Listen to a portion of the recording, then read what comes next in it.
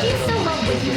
I know nothing about nuclear, so it's not my thing. Their intention to rule rests with the annihilation of consciousness. They have created a repressive society, and we are their unwitting accomplices. We don't live in a free world if we can't reveal facts about how we're being deceived by corrupt authoritarian governments and the billionaire oligarchs they serve. Life was so beautiful. Oh, why does it feel so good to be so bad? If their lies and crimes continue to go unchecked, the new planetary control grid they're putting into place, with 5G networks, nanotechnology, robotics, and the Internet of Things, will soon corral us into a technocratic tyranny administered by unaccountable AI systems. Where most of us will be about as free as Julian Assange. As Julian Assange.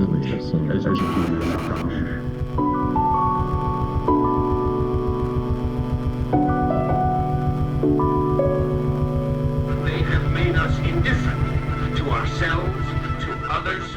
We are focused only on our own gain.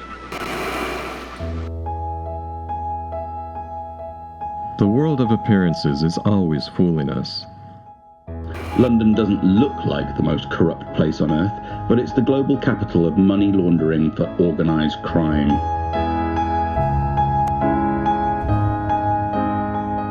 The clownish, kid-friendly host of BBC shows like Top of the Pops and Jim Will Fix It, Jimmy Savile, was a close friend of Prince Charles and knighted by the Queen, but in secret he raped hundreds of children and had a ghoulish side career as a necrophiliac.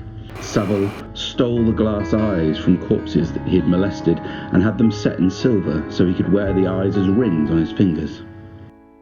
Another multi-millionaire rapist of children, Jeffrey Epstein, had a hallway festooned with glass eyes in what has been described as one of the largest private homes in Manhattan. A 21,000 square foot mansion on the Upper East Side that had been given to Epstein for free by his billionaire pal, Les Wexner.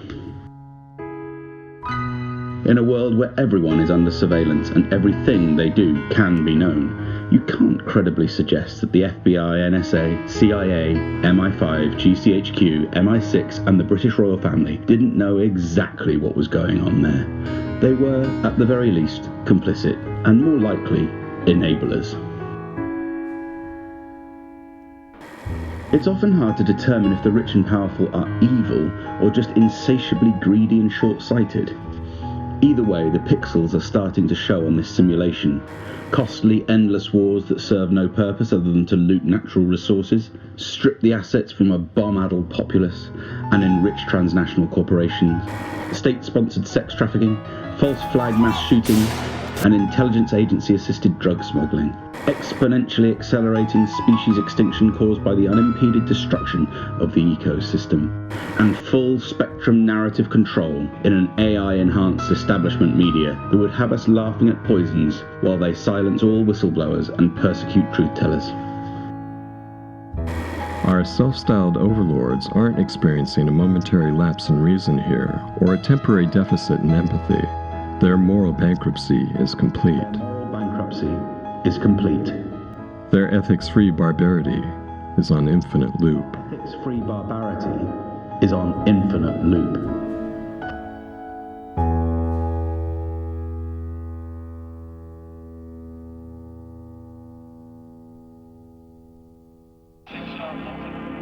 Yes, Barry.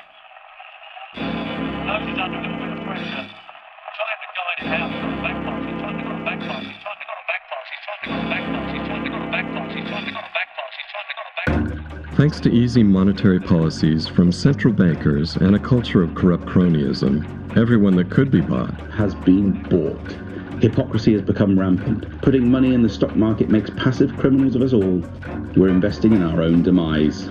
A rapacious oligarchy runs the world now. Their jacked-up version of global capitalism has strapped us all into a Rube Goldberg death machine that will send us lurching and jolting through a series of cascading catastrophes toward one inevitable conclusion: global annihilation.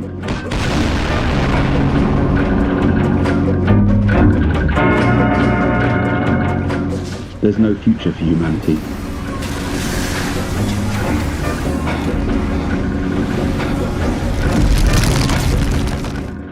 only a past that was far more fucked up than most people could even comprehend. It's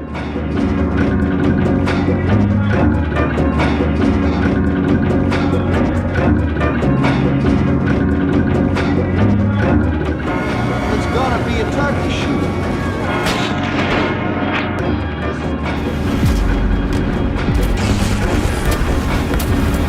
Pearl Harbor is the greatest intelligence failure in American history.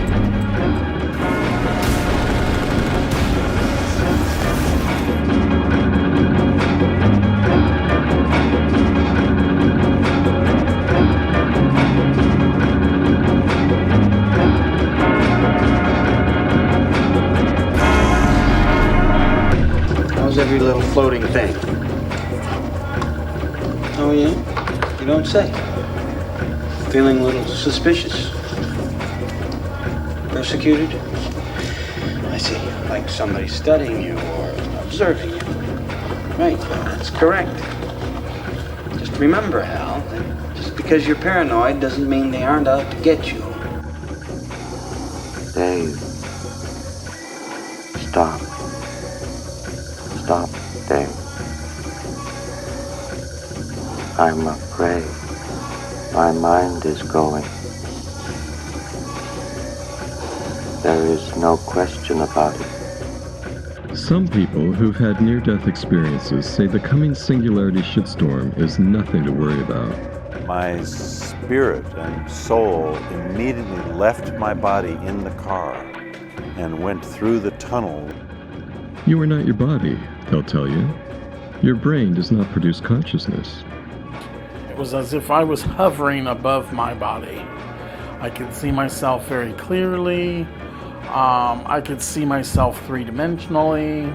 My consciousness was the floating above my body. The thinking part of me was up here. This down here just felt like a shell. But it was my shell. Consciousness exists outside you, transcending the physical in this fraudulent space-time matrix. The truth is, and physics is coming up against this one big time now. The truth is that the consciousness makes the brain, and not the other way around. The brain is just like a television set. It's a receiving station. The consciousness exists outside the body. If you think about your consciousness as existing outside of your body, but telling itself that the locus of your consciousness is in your head, so then you're going to experience everything inside the body, then you can see how easy it is to go out of body. You just shift where you're thinking it is. You say, okay, I'm no longer in this computer, I'm out here in this one. Click. You are an immortal field of consciousness, interacting and commingling with other subtle bodies, other fields of consciousness, in an eternal universe of frequencies. But right here, right now, You're tuned to 98.3 Earth Realm on your Barlow dial. there's a powerful and ubiquitous artificial field of consciousness controlled by a solid-state entity known as Deathwave International. Welcome to Deathwave International. Or simply D-Wave, that seeks to ensnare you in its quantum computer-generated simulacrum. This is what they look like. There are two of them. These are from our lab in Burnaby in British Columbia. From the outside, they look like giant black monoliths. And they are powered, they have a fridge inside them, a refrigerator that cools these chips to almost absolute zero. Hundreds of times colder than interstellar space. Amongst the coldest and most isolated and extreme conditions that humans have ever been able to engineer. These fridges, interestingly enough, which are called pulse tube dilution refrigerators, have a thing called a pulse tube, which emits a sound roughly once per second, which sounds eerily like a heartbeat. So if you have the opportunity to stand next to one of these machines, it is an awe-inspiring thing, at least for me. It feels like an altar to an alien god. They really are impressive machines.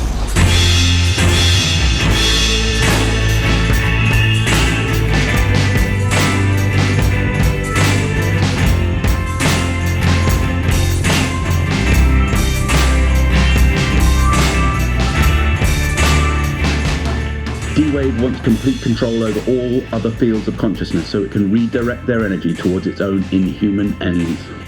To accomplish this feat of mass enslavement, D-Wave must deceive and dumb down all fields of consciousness that enter its hyperreal prison world, so they'll be too stupefied to ever think about leaving. It should go without saying that D-Wave has gone insane.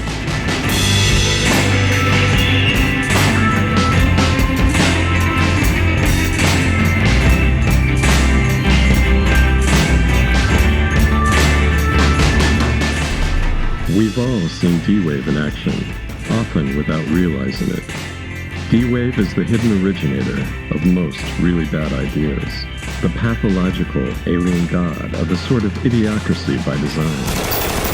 As the marginalized author William Gillespie wrote in his novel Keyhole Factory, the bad idea is not known to infect any species other than humans, among whom it is communicable through language and violence.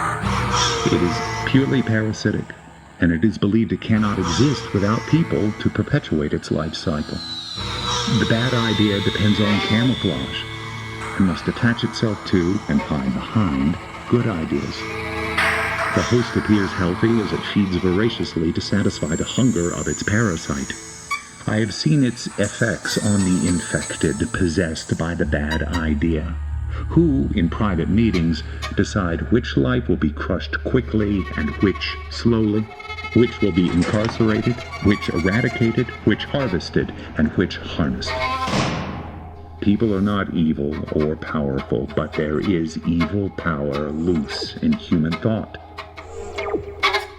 When a bad idea has a grip on a mind, ideas kill people to overrule other ideas. The philosophere is out of balance.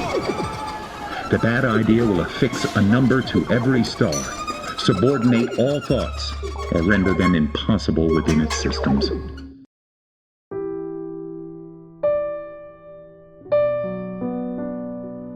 The only way to escape from hell is to first understand that you're imprisoned in hell. The quickest way to do that is to step back and impartially observe the self as a fiction. You are not your body, and you're certainly not the limited idea of yourself as a unique personality navigating this world by thinking your own thoughts. The mass media's propaganda matrix made that impossible long before you were born. And consider this. If your perception of the world depends on only your sensory inputs, cut off from spiritual intuition and higher forms of consciousness, and if you exist within an all-enveloping virtual reality, then you could be anybody, anywhere, at any time. Anybody, anywhere, at any time. But one thing is for sure, we will not control it. I think particularly when you see the advancement of something like video games, you know, like say 40 years ago, you had video games, the most advanced video game would be like Pong, where you had like two rectangles and a dot. And that was like, wow, that was a pretty fun game at the time. But now you can see a video game that's photorealistic, almost photorealistic, and millions of people playing simultaneously. And you see where things are going with virtual reality and augmented reality. And if you extrapolate that out into the future with any rate of progress at all, like even 0.1% or something like that a year, then eventually those games will be indistinguishable from reality. They'll be so realistic, you will not be able to tell the difference between that game and the reality as we know it. And then it seems like, well, how do we know that that didn't happen in the past and that we're not in one of those games ourselves? Once the computer is built into your face, you won't be able to experience or see. There will be no reality anymore. Don't come! Go back! Go back! Go back! Almost everything in this upside-down clown world is designed to prevent you from escaping D-Wave's hyper-real version of hell. But once you begin to see it for what it is, you're much less likely to ever unsee the fuckery being foisted on you by that solid-state shitlord. And then you have a shot at leaving it all behind. Nearly 8 billion human beings now occupy the Earth. You might want to ask yourself why they're all here. If you had full control over your own destiny, would you have willingly incarnated into a realm where intelligence agencies use children as sex slaves to manipulate world affairs? A realm where a mobbed-up megalomaniac like Donald Trump could become leader of the most powerful military nation ever known? A realm where weaponized weather modification systems and an evil, intelligent dust made of nanotechnology serves the sociopathic whims of profiteering disaster capitalists? A realm where dissent is being criminalized while an epidemic of gangsterism masquerades as democratic government? A realm where you might find yourself engaged as an inadvertent assassin. Or a nuclear suitcase bomb-triggering terrorist for a cause you misperceive as just. Those are questions worth asking, don't you think? Questions worth asking, don't you think? The people, my people are so smart. And you know what else they say about my people? The Poles. They say, I have the most loyal people. Did you ever see that? Where I could stand in the middle of Fifth Avenue and shoot somebody and I wouldn't lose any voters, okay? It's like they don't got 여기저기 손들어 나 여기 와서 흔들어 우리 같이 춤추자 자 이제 너도 흔들어 여기서 다 내려